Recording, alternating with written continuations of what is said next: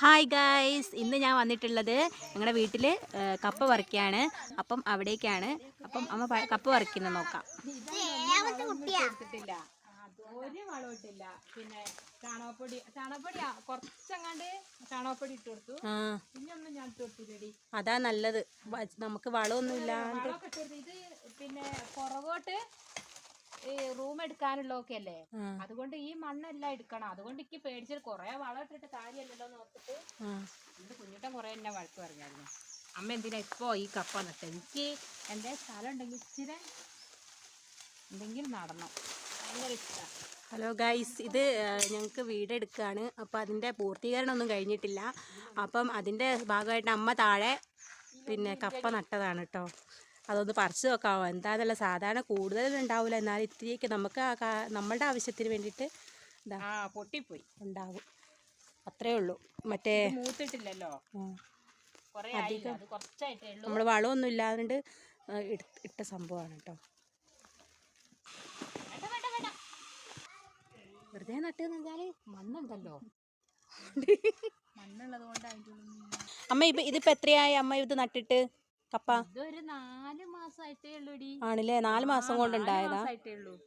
ഇത് മൂപ്പായിട്ടല്ല കേട്ടോ പറിക്കുന്നത്, ഇത് ഇവിടെ നിരത്താൻ വേണ്ടിട്ട് പറിക്കുക.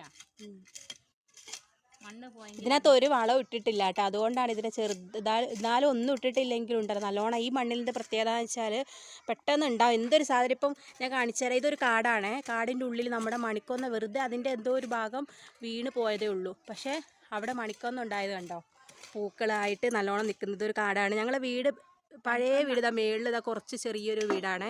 അപ്പോൾ അതിൽ നിന്ന് ഇപ്പോൾ ഞങ്ങളിപ്പോൾ വേറെ ഒരു വീട് ഉണ്ടാക്കുന്നുണ്ട് അതിൻ്റെ ഫ്രണ്ടിൽ തന്നെ.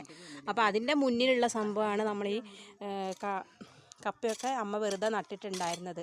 മേളിൽ കുറേ ചേമ്പും ചേനയൊക്കെ നട്ടിട്ടുണ്ടായിരുന്നു. അതൊക്കെ ഇങ്ങനെ എടുത്ത് ഇപ്പോൾ വീടിന് വേണ്ടിയിട്ട് അവിടെയൊക്കെ വന്ന് JCB ഒക്കെ വന്നിട്ട് അവിടെ നിരത്തി. ഇപ്പോൾ നമുക്ക് മുന്നിൽ സ്ഥലമൊന്നുമില്ല.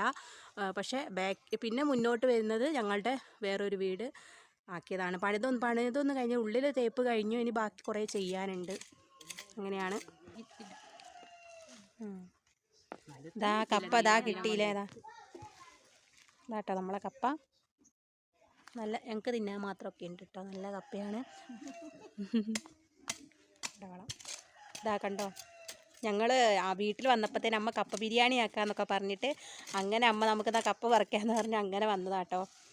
അങ്ങനെ ഞങ്ങൾക്ക് കിട്ടിയതാണ് ഈ കപ്പ. ഇനിയുണ്ട് എവിടെ നിന്നൊക്കെ പറിക്കാൻ. അതിൻ്റെ ഉള്ളിൽ കല്ല് കൂടുതലുള്ളതുകൊണ്ട് ഇതിൻ്റെ ഉള്ളിലേക്ക് പോയിട്ടുണ്ട്. പിന്നെ ഇതിൻ്റെ കപ്പ ഭാഗം നമ്മുടെ ഇവിടേക്കൊക്കെ കപ്പ നട്ടാ പറയാം, ചില സ്ഥലത്ത് പൂള